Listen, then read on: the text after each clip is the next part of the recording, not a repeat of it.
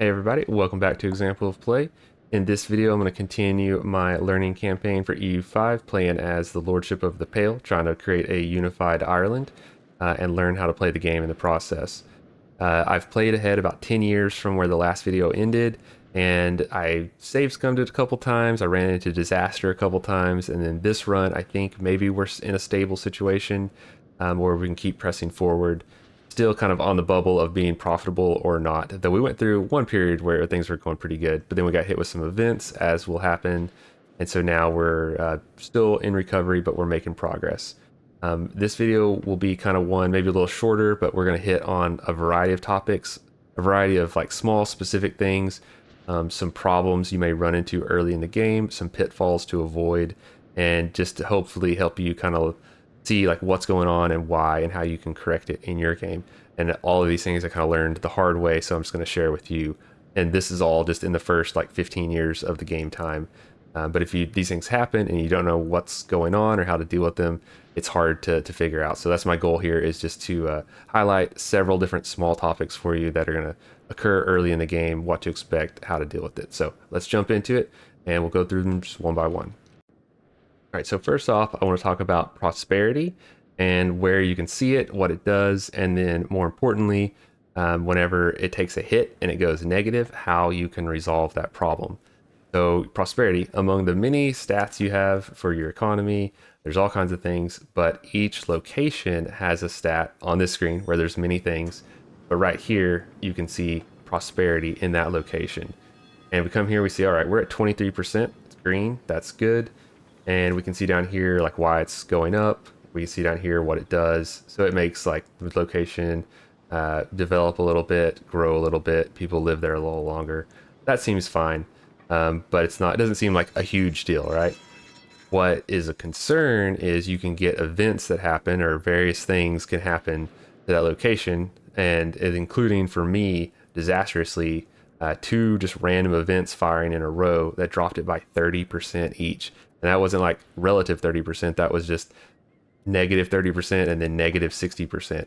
And then like a year and a half later, I got another one that dropped it another 30%. So I was at like negative, this number went to like negative 78%. And the problem when that happened, I didn't really know like where to even see, like I got the pop-up for it. I said, okay, well, that doesn't seem good. I couldn't even see like where it was, or where it was, how it was going to recover. And I didn't know how to do that. So I had to do some digging to figure it out. We can actually, you can't really see it there, but we'll pull up a place where prosperity is bad. We can come to this map mode here and actually see it. You can see for most of the world, it's either fine or good, but we see some red spots out there where it's bad. We'll come here, this one, and look at it and see, okay, they're at negative 38%, which seems pretty bad, but I was like a negative 78%, which is awful.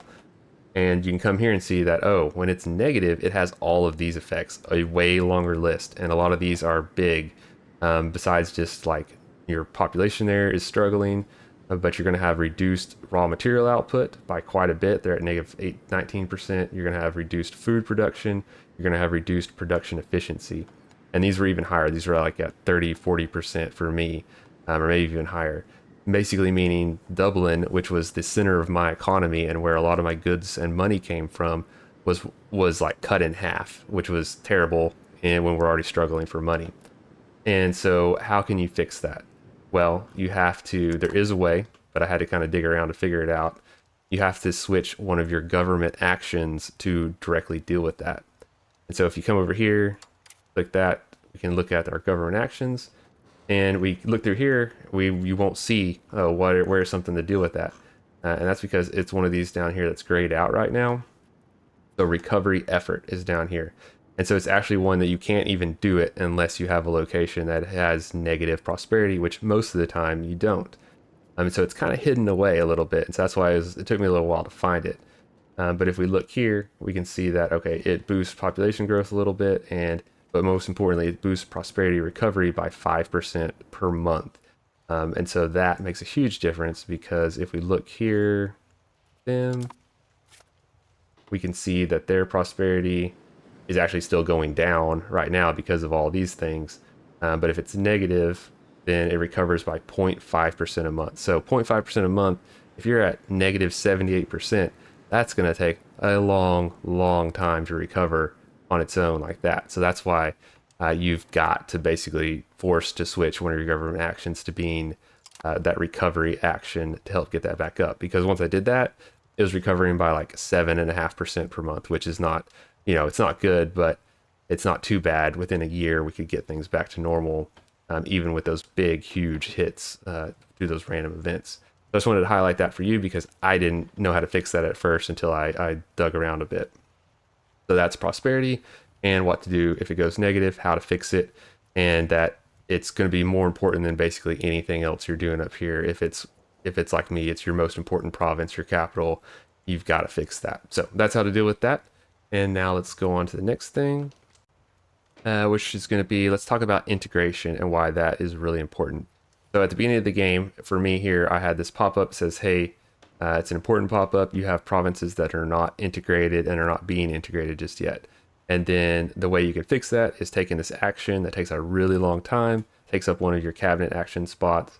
And so in the first few videos, I was doing that on one province, and I was doing the convert the tribesmen to commoners with the other one, which I think long term is something you want to do, but it has to take a back seat to the more urgent thing like recovering our prosperity or the integration, which is really more important because it has like these wide ranging effects that can't be fixed any other way until those provinces are integrated. And especially for me here, these cover a big part of our territory at the beginning of playing the Pale. You have a lot of land that is in a conquered state and is not yet fully part of your nation. And so basically if they're in the conquered state, you're having like no control over them, you're getting nothing out of them. So that's one of the things that you have to kind of wrap your head around in EU5 is that just because you paint the map your color, it doesn't mean you're really getting anything out of those locations if you don't have control. Now, control is a really important big topic. I think maybe the next video I'll talk about it in more detail. But if we come here, this little key thing is showing us control. It spreads from our capital out. There's two things. There's proximity to the capital and then control, which kind of flows from it. There's a lot of things that tie into it, but the baseline is when we look here, we see these big fat zeros. That means these locations are part of our nation, but we get nothing out of them. Like you look here, it's minus 100%. Like basically there's no money, there's no people, there's nothing coming out of those locations. So don't be fooled into thinking that just because you conquer some land and make the map more your color, that you're going to get more out of it. Probably you're going to get rebels and unhappiness out of it, really. And so that's why growth and expansion needs to be kind of deliberate and gradual and not just taking a bunch of stuff all at once because you're just going to create problems for yourself. But whenever we talk about the integration, what does that mean exactly? So whenever you do the integrate action with one of your cabinet positions, it uses the military skill. It does a whole province at once, so it's more than just one location. So we can hover here and see it highlight on the main part of the map. But the one thing to understand is that it takes a long time. So Wexford is down there. It's just a few locations. We're almost there. We just need less than a year to get it integrated, but we've been working at it for a little while. Meath is a really big part of our nation and stretches across several, like more than half a dozen locations. But it is only at 26% and it's going to take till 1378. So it's going to be another 30 years before we get that done, which is to say you can, if you click this, or you can right click to change target, you can see here, whenever I started, I had a whole list, but it shows you the percentage that they're at already. And so, I would suggest start with the ones that are high percentage so you can get them knocked out sooner, because once they are integrated, then that helps you with a lot of things. So with control, which is going to help you get money and goods and people and everything from that location, but also with making the people there happier and not wanting to rebel, which you can see we've got a couple of rebellion situations bubbling up. And like we can see there, a lot of them are in Meath. So that's an issue which we'll have to deal with perhaps as it comes up. But if we want to dig into this a little more, we can come here and click one of these locations, and then we can wonder like, okay, we hover over control, we see that it's at 0. And this is another one where I had to kind of dig through these nested tooltips to figure this stuff out. But our maximum control, so that's really what we're looking at. It's 0. And why is it at 0? Where you can hover over it and see. And so it's actually interesting here. So proximity kind of is the main factor driving what your max control is. And we can see here it's at 29%, which seems like a good amount, but we have these negatives. So the people there are unhappy. Part of that is because they're not integrated. They get a minus 10% from being conquered, which is how they started this game. And so basically we took them away in a war or before the game even started, and then it has all these negative effects, which one of which is dropping the control. Another one that's really important is this separatism plus 50%, which we can keep going through the tooltips here. And basically they're not part of our primary culture. This is specific to us in the Pale or anywhere else you go conquering people, where you have mixed cultures and people that they're going to want to break away because that's just the natural thing for humans to want to do, until we can integrate them and then perhaps get them. So the Irish, we'll talk about culture and changing accepted cultures and stuff later. But basically the people there are unhappy with being conquered. And so once we get them integrated, then that changes that stat. So that minus 10% goes away, and that goes away, and then they'll be a little happier. And then this will start, because right now it's at 29, but this is 10 plus 10 is 20, 29.98. So it's actually just a little bit over this. We would have a little bit of control without these.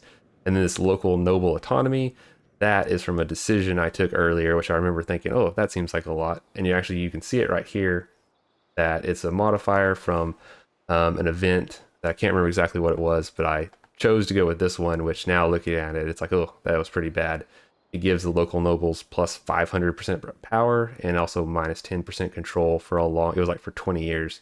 So we're stuck with that until 1358, another 10 years before that minus 10% goes away. So that's just how you can kind of go through these nested tooltips and figure out like where is the stuff coming from. So once we get them integrated, once that goes away, we would actually bump this up and we could have a decent amount of control here. We'd get money from these locations, we'd get people and goods and everything. But that's just something to see there, why that's so important, that you want to do that as soon as possible. That also gets you manpower for your military and all kinds of things. So integrating those provinces, do that as soon as possible. Avoid conquering more territory until you've kind of like stabilized what you have. And then you can go further, and a province can go from being integrated to being a core or location, to go be one of your core locations, part of your nation. But we'll talk about that additionally in a future video probably. But that's the best state. Like now they're fully part of your nation. But that's so integrating, why that's important right there. So next I'll talk about just a couple pitfalls to avoid or be aware of in the situation here as the Pale, where you start the game with a bunch of vassals. Pull this up to see. All right, we had 7 subjects at the beginning. I did manage to annex 1 so far. So if you look at the map, you can see right here, this was annexed in because they were close to our capital and had a decent amount of economic base there. So I figured that would be the best one to annex first. But we pull up the diplomacy mode. We can see the lighter green are our vassals that are kind of spread all the way up and down the island. And so eventually we'd want to annex all of them into the Pale as part of our process to unify the entire island. But you don't want to do that all at once because you do run into a lot of factors as you go, and they kind of make sense logically. So whenever I went to annex that location, Kildare, while that's going, it takes a while for it to go. It saps your diplomacy, but it also makes your other subjects a little unhappy with you. Basically, it's going to give a negative modifier to your relations with them. You can spend diplomacy to improve opinion, so you can boost that back up with them as you go. But it's going to give kind of that long-term drag. And then whenever you complete the annexation, it's going to drop their opinion again. And it also stretches your diplomatic capacity because basically they're not as happy with you. And so you have to watch out for that. I ran into that a little bit. I had to bump up the spending on diplomacy a little bit to keep them in line and not getting unhappy. And so if you try to like annex 2 at the same time, don't do it. You're going to have a disaster because you're basically pushing too hard and you're going to just get too many negative modifiers and spin out of control. So just do one at a time. Give some time in between to recover their opinion of you, kind of stabilize the situation before you do another one.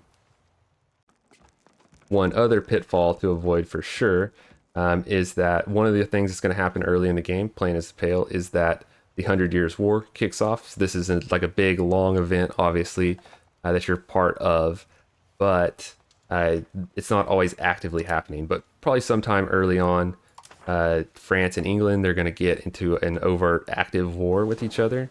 I've already had it happen in this game, but it'll happen in yours. We'll cover war itself in more depth in a future video. Probably try like a whenever we decide to go conquering one of our neighbors over here, as a simpler example. But basically, long story short, I said, okay, I'm a vassal of England. I want to try out war, get my guy some experience, maybe get my leader some good traits from going into battle. That sounds good.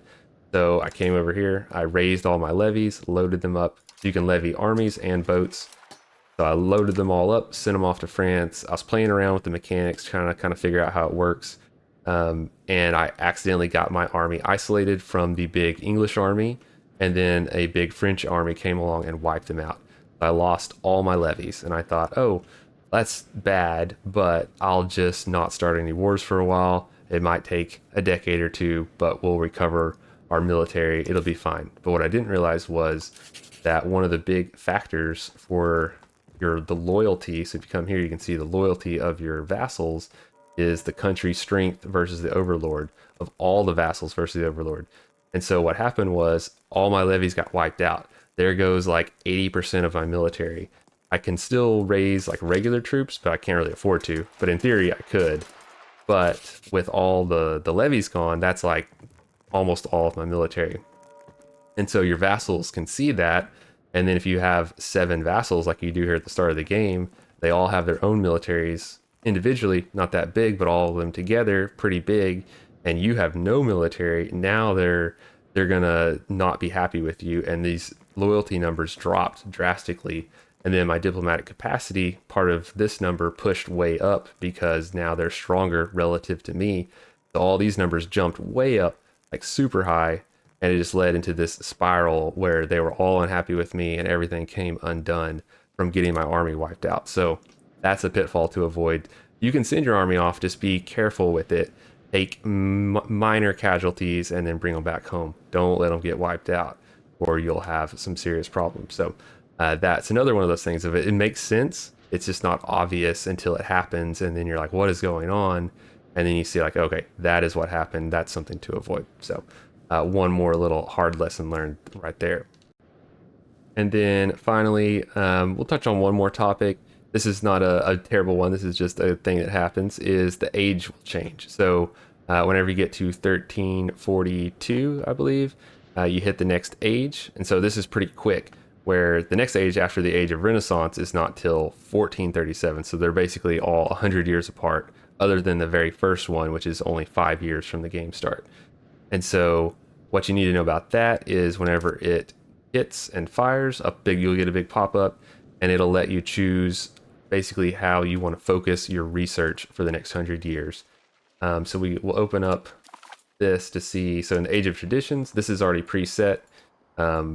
It's fixed, but it will depend on which nation you start as, how many of these things you have researched, and whether you have access to all the trees. Because for each age, there are 3 institutions. And so these are things like here, like feudalism, legalism, and meritocracy. And if we look here, meritocracy, we actually haven't reached this one yet. It hasn't spread to Ireland. And so all these things underneath it, we can't research yet. Whenever you go to a new age, you'll see these are all grayed out because none of these have reached me. And so in the Age of Renaissance, we got Renaissance, banking, and professional armies. And then it's kind of an interesting system, and it reflects reality in a way that these basically new ideas, new ways of doing things will pop up somewhere in the world, somewhere related to wherever they are, but it's kind of random, and then they spread from that location. So it's like a new idea has started somewhere, and then you have to wait for it to reach your shores. And then how fast and then once your nation has like a critical mass of people accepting this new idea, then it unlocks all these basically new research technologies underneath it, the different ideas that you can research that are, you want them all as options at least, but you might have to wait a little bit to get them. There are some things you can research to speed up your embracing of them. Like if we come here, this classic scholasticism institution growth plus 20%. So that's going to help those things spread way faster once they reach your shores.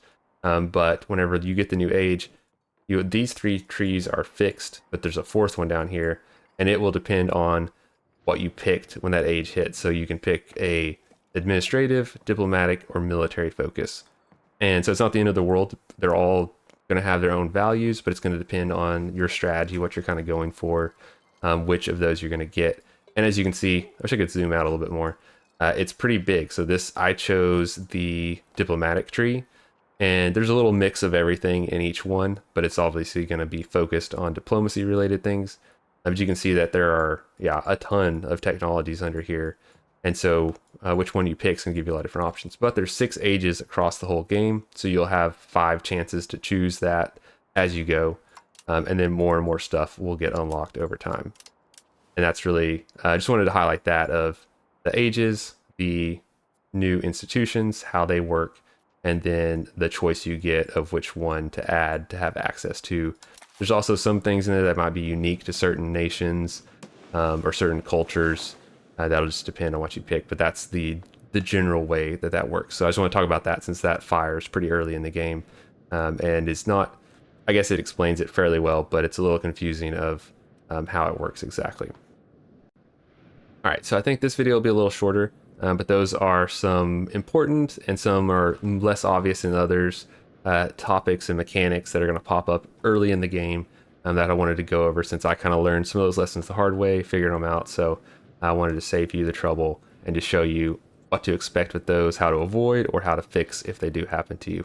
There are, of course, many big topics still to hit, so make sure you hit like, hit subscribe so you get the future videos in this series as I am learning the game myself and playing forward and sharing that knowledge with you. And of course, if you've got tips, if I said something wrong, be sure to put it in the comments. Usually I'll learn as much from players of the game as I do from playing it myself, so feel free to share that down there. But thanks for watching, and we'll see you next time. Bye.